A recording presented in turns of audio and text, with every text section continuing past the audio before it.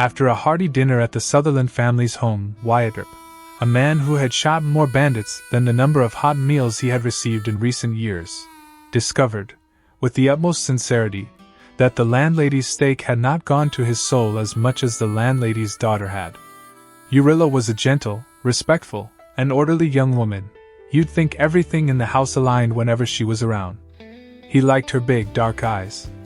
They were eyes that seemed to constantly ask you questions you couldn't answer without stammering. Wyatt, who until then had solved all his problems with a revolver or a fist, suddenly found himself speechless, like a kid caught with his hand in the jam jar. Shooting a man from 10 paces was a trifle. Holding a girl's gaze, that was a truly serious trial.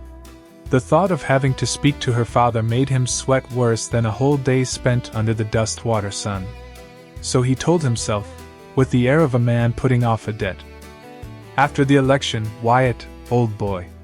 When I have an honest job, with a fixed salary and no gunpowder dust on my sleeves, then I'll ask for her hand.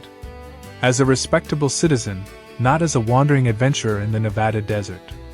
In his mind, the election was no longer just about prestige and a badge.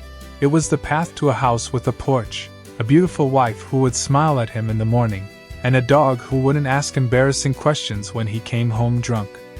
There was, of course, a huge difference between asking a girl to marry you when you only have $3 in your pocket and a grave already dug somewhere in Arizona, and doing the same thing when you are the town tax collector, paid monthly by the city, with your name nicely printed in the local newspaper. When election day arrived, Lamar buzzed like a beehive that a bear had just stumbled into. The sheriff dragged Wyatt by the arm all over town, introducing him on every street corner as if he were the circus elephant.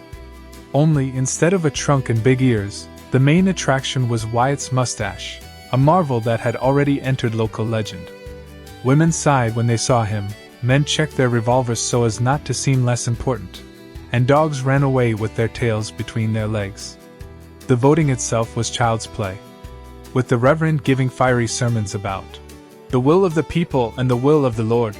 In the same paragraph, Wyatt would have won even if he had run against St. Peter himself.